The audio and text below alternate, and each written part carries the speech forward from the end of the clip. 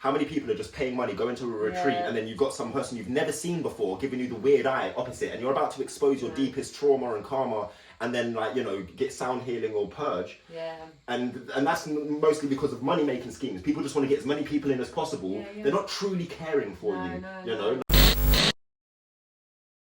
I want to share the story of how me and Jem first physically actually met.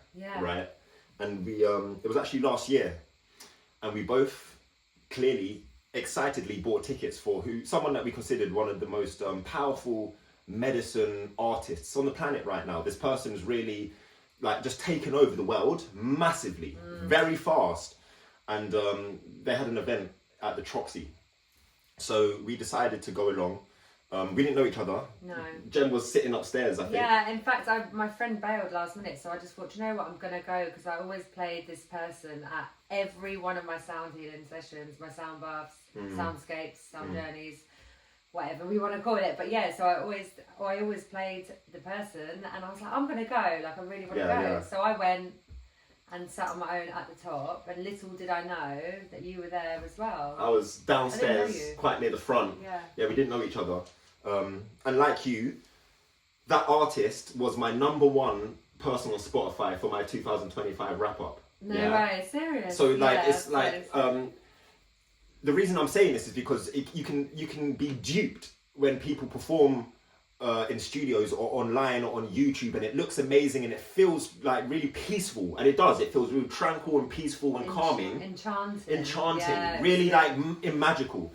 The reason that me and Jem have connected so much is because after this concert, I went online and I spoke about how empty I felt, how shallow I felt, how I was with a group of plant medicine facilitators, one of them being a 70-year-old man who's been doing it since he was about 15. He actually ran out of the building saying he felt like someone was throwing paper darts at him. Like he felt like his aura was under attack.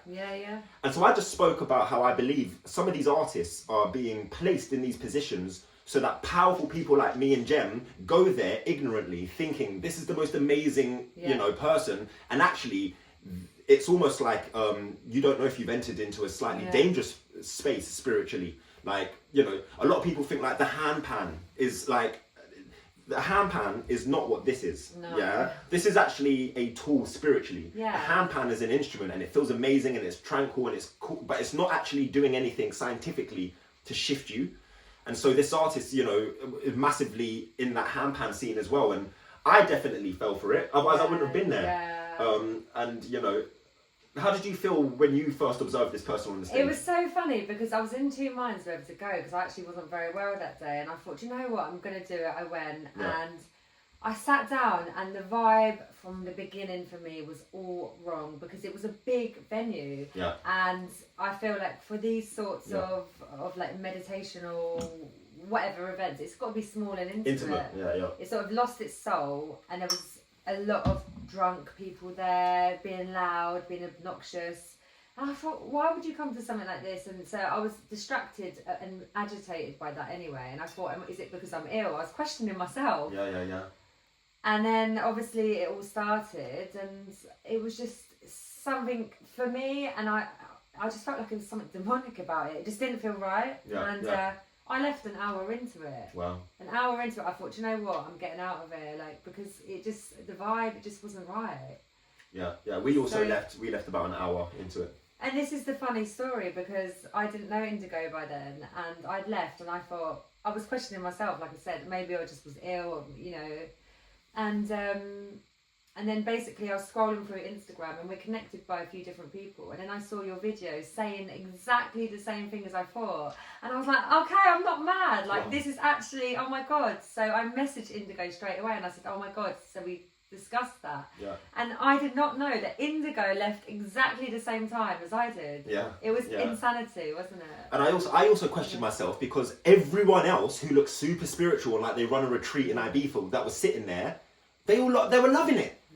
Off their nuts, bruv, like loving it, and I just didn't. So I was thinking, is it just me? But then I would look at the people I was with, 4 people that do plant ceremonies with me, leaders in their space, you know, proper facilitators, and they're all uncomfortable, feeling like you said, maybe something demonic even. And then I researched the artists afterwards, and we found out that like she wasn't even originally in the medicine scene, and I'm not saying you can't transition. I'm just saying it just all isn't what it seems, and this is the topic of our talk today. It's kind of like spiritual narcissism and the danger in spiritual communities. You know, there's so many guys, mixed race guys like me, walking around in like some hemp outfit, holding like a didgeridoo, speaking slow and passively like this. Do you remember, sorry to interrupt, but that literally gave me a flashback from this particular show or gig that we saw. There was someone on stage that was speaking so slow. It was painful. It was like, brothers and sisters. I was like, I can't. I was like, I can't. I just, for me, like, I do what I do because I have gone on this journey organically. I didn't even know about everything. I just fell into it because it's something that I am connected to and I know a lot about because I've got knowledge and wisdom from travelling. But I just can't get into the holding a feather and brothers and like if there's something, it's a little bit too. I mean, it doesn't seem authentic. Yeah. It's an image, and it's not. For me, it's not something that I feel sits right with me personally. Especially when he had such a clear, like, strong accent, and he wasn't trying to show that accent. And he was talking about stuff like, let's just send love out to Palestine right now and stuff like that. And it's just such a new age spiritual bypass nothingness to me personally. I'm from the blocks of South London, and I know that brother, he's no doubt from an ordinary kind of like upbringing as well. So why do we have to suddenly become like holier than thou, acting like Jesus, like we're the shepherd? You know, I've got so many friends that do sound healing, and the only reason I didn't fully go into sound healing by myself is because I couldn't see other men that represented me. Why do I have to wear like a hemp outfit and speak all slow and passive? Where's the brothers that are still smoking and chilling and talking like gang? Where are they? Because don't we deserve to be represented? I feel like it's sort of been lost as well. It's a thing, like it's become a fashion. It's become a fashion to go into this world. And in some senses, it's actually more scary than just the normal world of like working in an office or whatever, because people are, it's hard to put it into words. People are sort of doing it from ego or status, like, you know, reasons, rather than they genuinely have the connection and the gift of being able to connect and intuitively help people from a true sort of, you know, I don't know. Like, from a powerful position. Yeah, exactly. Rather than being a megalomaniac and wanting to be like, oh, I can save you, come to me, you know, brothers and sisters. Or, you know, wanting to look good on Instagram in a yoga pose and with a sound bowl. But realistically, you don't know what you're doing. You're placing this on people's bodies and you're opening energy portals, and it's dangerous. It's dangerous. I mean, I had a bit of an existential crisis at the start of the year because I've been doing this for a while now. And I fell into it. I never planned to do it. I've always been spiritual, connected. I had astral projection before I even knew what it was. You know, everything has authentically happened to me. I haven't watched anything that swayed me into it. And I've travelled around the world and worked with many different people from all walks of life. And there was an element at the start where I was like, okay, so I wear the white floaty dress and I would be all like, there, man. Yeah, and I thought, okay, so I'm going to really go in the whole hog. But I'm literally like, but I am Jem, who's myself. I'm not any different. I speak like I speak. I still have a laugh with people. It doesn't have to be all serious and somber. And I have dealt with people having, you know, emotional releases and stuff like that, and I can connect. But I was like, this is not me. Like I can't tell you how many festivals and retreats I've been to, and everyone's like, oh, feather, a hoe, and it's like a hoe. I know, and with their sacred leaves batting you down. Let's hug it out, and it's not everyone's, you know, it's not everyone's vibe, and it certainly wasn't mine. And a good friend of mine works in this industry also, and she actually came to me and said the same. And I said, why don't we just go to music? We're still like music festivals, because we can connect. People still want this that aren't in that world.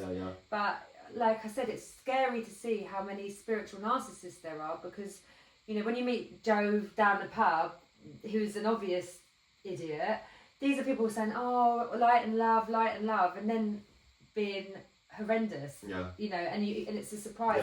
And there's a lot of vulnerable people out there looking for answers or a quick fix or just help, and people just maximising on it and don't really know what they're doing. So true. And that sounds bad to say, but I have to be honest about it. I really feel like you have to do your research when you're putting your hands into healing. And like I say, okay, I would call it a sound healer, but I'd say more sound alchemist, because you relax people, you put them into theta stage. Scientifically, you put them into this state, and their body, their fascia, their vagus nerve, everything relaxes. So you identify the blockages and lead them on their path for them to heal. Yeah. You can't proclaim to heal someone. And like I said, I've done it. Like, I was lost. I had a lot of health issues, and I spent a lot of money in Bali. Having all these treatments and massages and help just fixed me. And I look up and someone's texting on their phone. You know, and that cost me £350. It's like, I don't know, you just have to be really careful. And like I said earlier, everything I've done, like my training, any retreats, like I've got good retreats coming up and festivals this year. I had to apply. I had to go. Yeah, I had to go on a panel, and actually they had to know all about my background. Am I suitable for the energy of this festival, for the people? And these are the ones that you want to go in, but ones that have been vetted and, you know, accredited and actually know what they're talking about and truly gifted. It's important to say, I've had 3 sessions with you now. I'm a sound alchemist myself, but no one's worked like you do. You actually have, like, you know, bowls on the skin, contact. You do a diagnosis of me, you know, like Gem really, like, she takes the time to analyze how the bowls sound on the different meridian and chakra points, and she has an ear which is attuned, so she knows when she's actually lifting something in your body, which is, I've never had that before. It's always been external on the body, or like in a group setting. So to have you actually put them on me, and just very briefly, you know, we've got 58 people here, so I might as well share the story. The first time I did a session with Gem, my heart was it on my back or my front? But my heart was beating so much that on your front. The ball almost fell over. The next day, I was facilitating a plant medicine ceremony, and while I was deep into this ceremony, it's like my chest just cracked open, and I was like, literally, there was so much power in me. I was almost like contorting, and I knew in my soul it was whatever work you did the day before prepared it so that crack could open for this next stage of my life. And so it's incredible, because like you said, anyone can just pay £1,000, go on a course, you know, anyone in their local, in the town hall can become a sound healer potentially. You can just buy these. But, you know, these aren't from Amazon or Etsy. These are hand-drummed Tibetan bowls. Blessed bowls. Blessed bowls. And not only that, these are reactive bowls. So these, literally, they're my babies. They've been everywhere with me. Like, when I'm apart from them, I kiss them. I'm like, I know the sound of them off the body, like the back of my hands. But when they go on someone's body, they will react to your body, your flow, your blockages. So if it sounds different, I know where the blockages are. Wow. It's really, there's a science behind it. It's not hippie trippy. This is literal, you know, and I do the flow, like I do the wind channel, I do your masculine and feminine flow, I do your past, I do your present, and then I identify the block chakras, and I lift the frequency with my highest bowl. And we know the power of sound and frequency. It's, you know, there's been like medical studies done on it for people who have been really ill, and it shows the clusters of the cells, like as it moves through.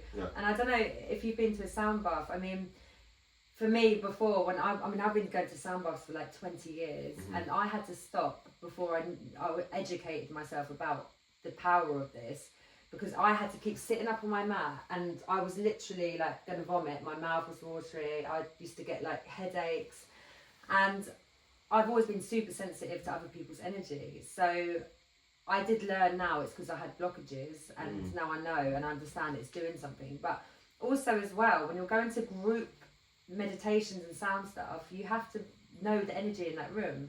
Because if you're sensitive to energy, you're getting other people's energy like coming to you. So you have to be really, and that's another thing as well that we will speak about, is the fact that you have to make sure that, I mean, that people, you know who's in that room. Like if we do retreats, we're going to find out, we're going to put together a group based on the energy match, rather than just throw anyone in a room. Perfect point. You know, I've facilitated a lot of ceremonies, and now that I'm doing it and we're creating stuff together, I want people when they turn up to know who the people in the room will be first. Yeah. Whether it's like they've spoken on WhatsApp, we've all done a Zoom call. How many people are just paying money, going to a retreat, and then you've got some person you've never seen before giving you the weird eye opposite, and you're about to expose your deepest trauma and karma, and then like, you know, get sound healing or purge. Yeah. And that's mostly because of money making schemes. People just want to get as many people in as possible. Yeah, yeah. They're not truly caring for you. You know, like a lot of people, and I know you are, so I can endorse you.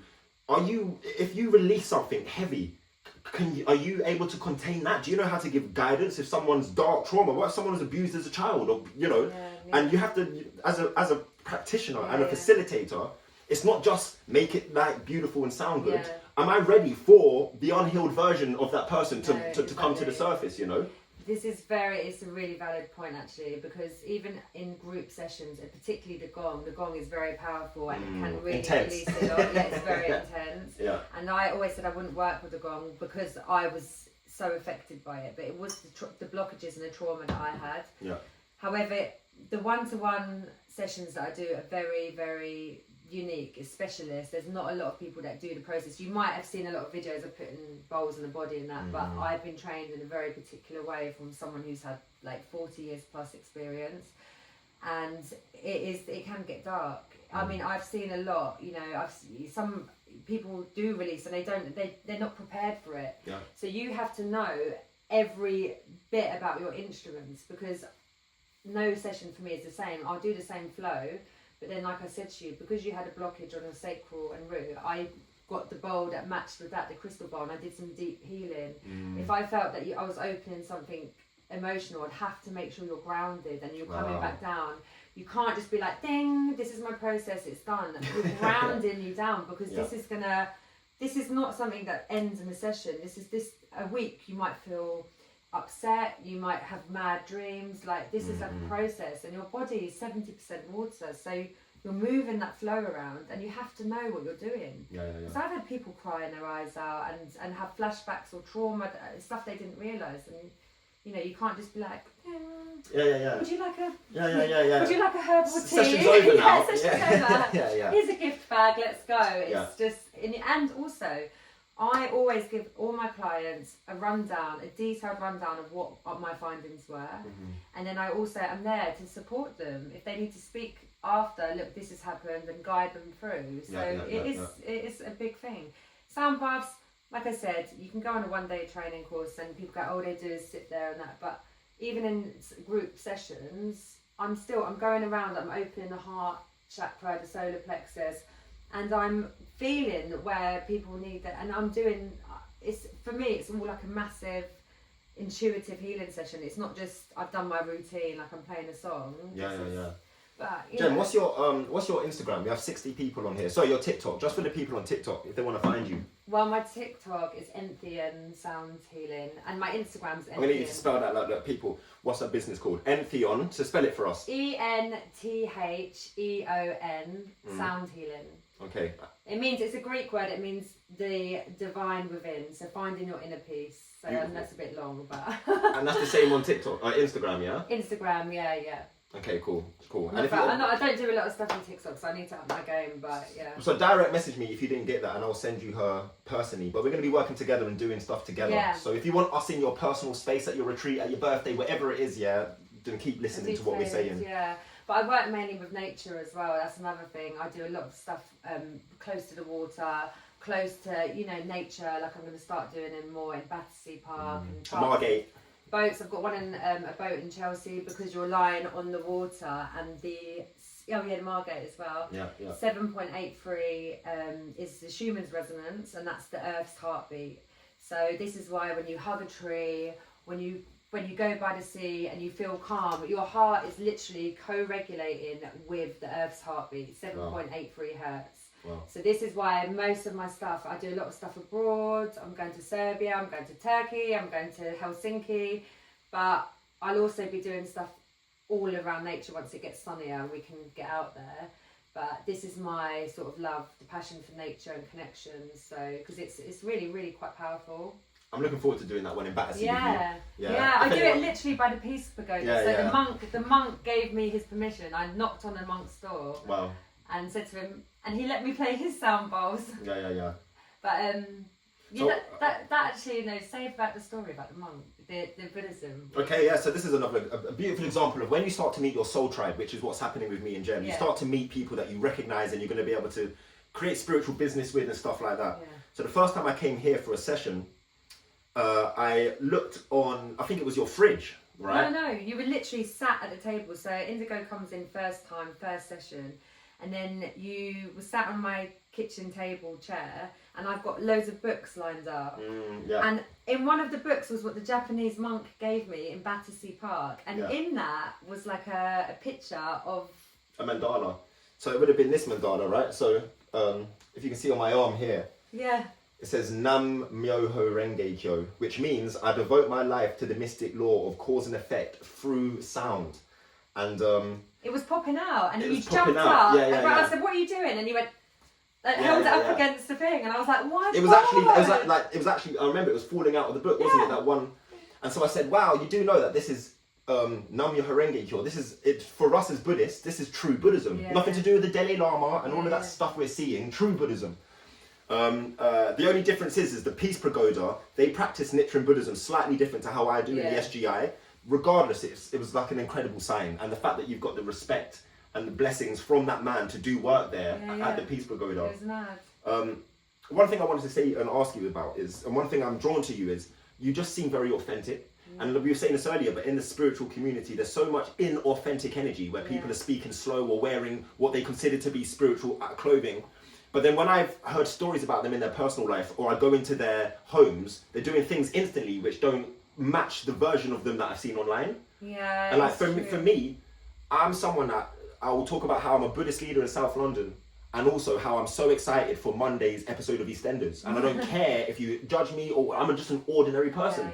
And I actually am I'm drawn to someone where their imperfections are shown. You know, like, you know, like you could be the most amazing sound healer, but actually I eat meat and I don't care. And I eat meat. So like now I feel relatable to you. You're not some like on the top of the mountain as some like prestige amazing avatar. And I think that's what we're experiencing, right? Especially a lot of people are coming from like Ibiza clubbing world, and then now they're just transforming it into just doing like ayahuasca and medicine. It is like I say, it's a bit of a fashion. You know, it looks good and sounds good to be a yoga teacher and a sound healer, but I mean, it's all good. I mean, I'm not knocking it. There's loads of brilliant people out there, so I'm not knocking that at all. There's many out there, and I'm not saying that I'm better than anyone else or anything like that. My concern generally comes from the experience I have, is like looking after other people. And on the flip side, I have gone on retreats as well before this. I mean, I went on an ayahuasca retreat about 10 years ago, and the guy was a megalomaniac, and I remember it because you know, I went in, I didn't know what to expect. What do you mean by a megalomaniac? As in, like, it was like he sort of was setting up something so he could be like in charge, like, you know, like a group leader, like you know, like a cult leader. You know what I mean? Where you're like of the power of people, like vulnerable people there, and you're in charge. Yeah. Classic. That's the vibe I got. Wow. And I never forget. I got out the car.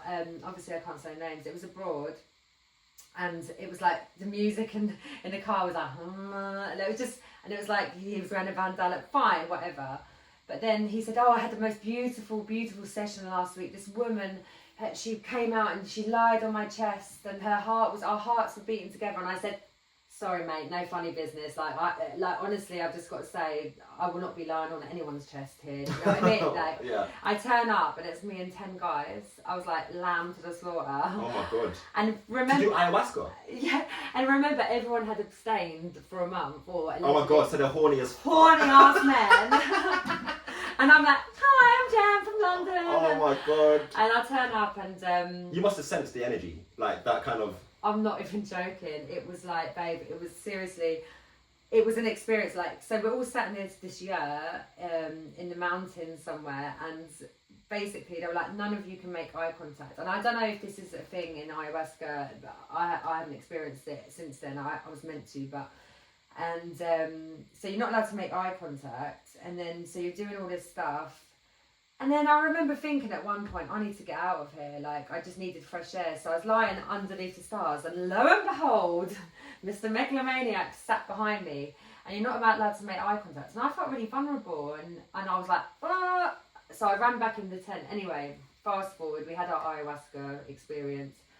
And so you're purging in a room of 10 men all doing ayahuasca? Yeah, but Jesus, you're a warrior. Yeah. And then I was literally like, I was sat there, and then everyone's holding the feather, going around saying, yeah, with their experience. And I said, oh, you know, and then it got to him, and he goes, I felt extremely rejected tonight. And he started crying. I went, no. I just want to confront the elephant in the room. You felt rejected because you were sat behind me, and I felt really uncomfortable. Like, what the hell? Wow. So there was weird stuff. And then obviously we all slept in the yurt, and I just remember waking up and like some guy was stroking my hair. No, you're lying. You're lying. I swear to God. He was touching you. He was no, not him. It was another one. But someone was touching you. My One was hair. asleep. My hair. So this is what I'm saying. You have to be so Oh, careful. my You have to be days. so careful. Oh, that's nasty though. Yeah. So you're quite, you know, you're vulnerable. You're taking this plant medicine, and you have to know your surroundings. You have to be very, very. Like I say, everything I do now is either. It's application. You apply, you speak, you know everyone's background. You have to do that. You can be one of these people, which I used to be, like, leave it up to the universe, whoever I'm coming around, that's meant to be. But you also have to think of your safety. You know? You have to think of your safety. Yeah. Especially being women, where there's like these kind of narcissistic men that are hungry vipers, and they're wizards with their words. They know how to word things to make it seem like actually. Something's wrong with you if you don't let me touch you right now, or like maybe you're insecure. So you need to be able to be aware of this kind of. And they know as well. I mean, I've experienced. I mean, me and Indigo have had many conversations about so many different things, because I've even been approached to do retreats and stuff. And when I first started out, like, come here and you can fly to this country, you can stay with me, and I'm like, no, like it's like.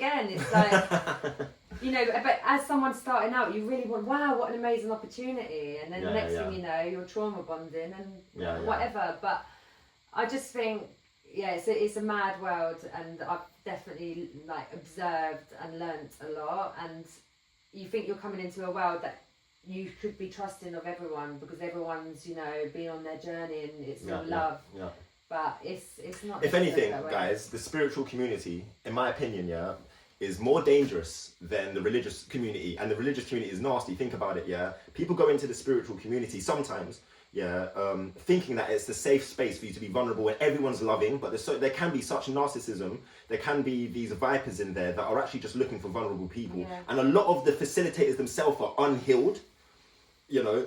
It's like me, my school community is called Streetwise Spirituality. Everything in my life is about a streetwise spirituality, which is authentic and real and grounded, and giving you practical ways to emancipate yourself from the slavery that we're in. A lot of these people are going around, like talking about healing, don't even know what the local Freemason hall is doing down the road. So it's like, it's a bit ignorant actually, because we live in a very, very dark time. And so you have to be a bit of a shadow worker as much as a light worker. You need to be able to play with both realms. But you've got to understand as well, no one is healed. None of us are healed. Like, we might work in this industry, but we're not healed. You're never healed. You're always on your journey, and we're always learning as we go. But you just have to be true to yourself. We're all going to, just because I do this a lot, I make sure I ground myself, I make sure I'm rid of other negative energy, and I take time in nature, etc. But I still have bad days when I'm like, and I wouldn't same all day. You know what I mean? And I'm still gonna like mess up and whatever, but I'm not a godly figure.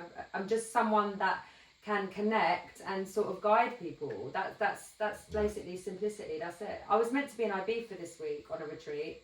That's another story.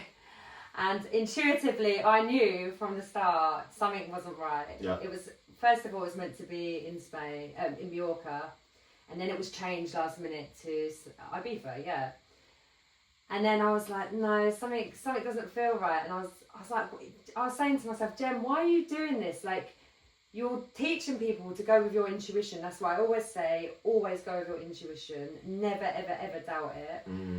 And what am I doing? I'm going against it. Anyway, a week before, the organiser messages me, hello dear, a change in the schedule. So the whole thing had changed. And I said, and she said, do you still want to come? And I said, yeah, fine. And then she was changing this, changing that. And I said, you know what? I said, I can't do it. I said, can I have a refund now for what I paid? And she said, in retreats, we don't give refunds.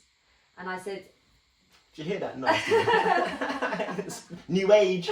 Go on. And I said, it's a lot of money to lose. If I have to fly to Ibiza, I'll be getting my refund. Anyway, she said to me, darling, step into the light. You're obviously angry because you need the help. This is your call.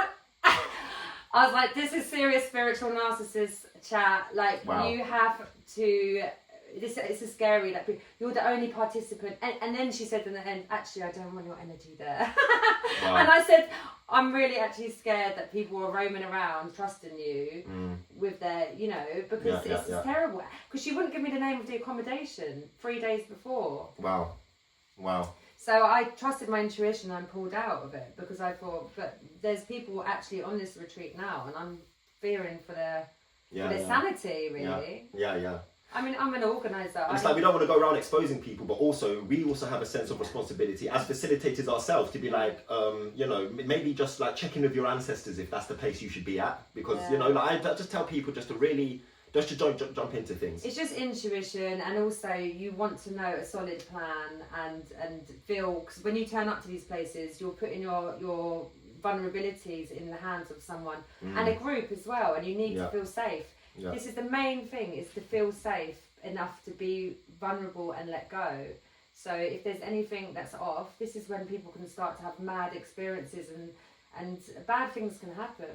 So I'm just really mindful, and even now, like if I get people asking for sound healing sessions and if I don't feel like there's something right, I won't do it. I won't do it just because I want to make money.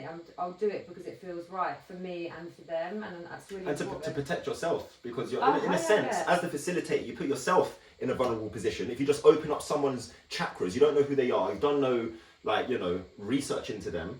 What if they've got serious jinn, black magic on them? There could be so much stuff, and you're just opening it up willy-nilly, and then there's no so you have to protect yourself first, and you protect yourself as a facilitator by trusting and honouring your instinct, right, and listening to that.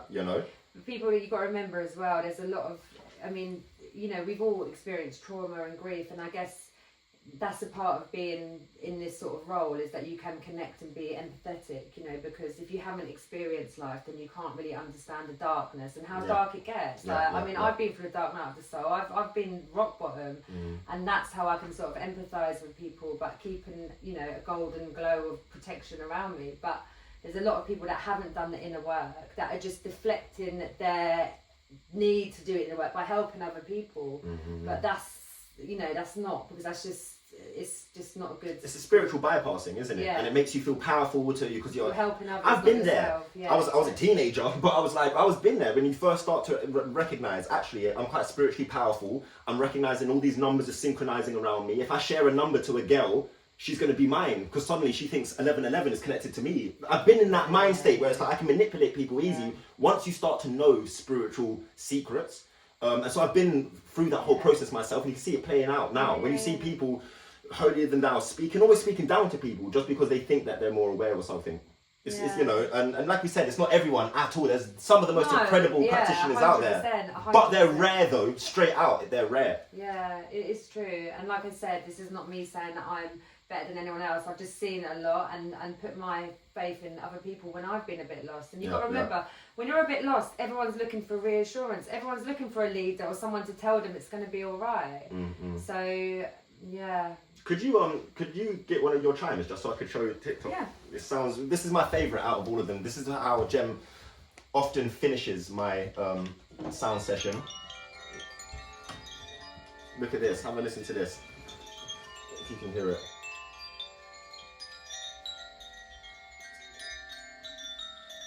It makes you feel like you're a baby and you're back in the kind of lullabies. Yeah.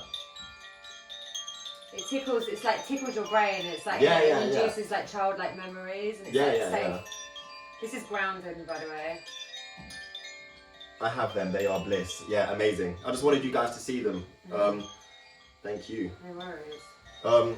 So by the way, if you're interested in a personal one-to-one session with Jem, send me a direct message and I'll get you in contact with her. Just one more time for the 50 people. Remind them of your TikTok. Entheon,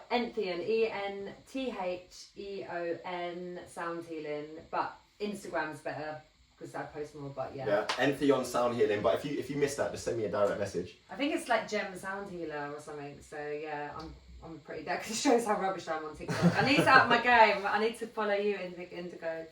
But thank you for being here. Yeah. A short little talk with me and Jem, because we just wanted to share like the fact that we met in a situation where we saw spiritual narcissism being played out. We have a sense of like duty to make sure that at least we're offering people who want this the real deal, from people that are actually grounded with this knowledge, who know what they're doing.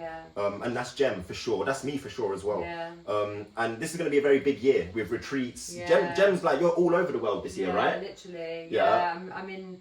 Well, I need to confirm it properly, but I'm in Pyramid Festival in Serbia, which is at the bottom of a Serbian mountain. Oh my days! Helsinki. I've got to release the dates for that, but an exclusive retreat as well in Cappadocia, is it in Turkey, where the hot air balloons are. Wow. And possibly on a boat somewhere. And I do go to Greece every year as well, because I do sunset meditation boat tours. Wow. So this is like, we go out and I do sound healing in the middle of the ocean, so where people are lying there, so it's pretty special. But I update my Instagram, so it's all on there. Are you going to do the sound healing on the hot air balloon? No. Oh. That would be incredible. Like, oh my god, I'd be like, woo! High up in the air. Yeah, man. Alright, gang, thank you for being here. Thank you guys. And anyone that's interested as well, to find out about Jem, just send me a direct message. Can you write the Insta? You'll write it. Entheon. EN. TH. EON. Sound healing. Sound healing. I hope that helps you, sister who asked that. And more life. And Yeah? Yeah. Cool.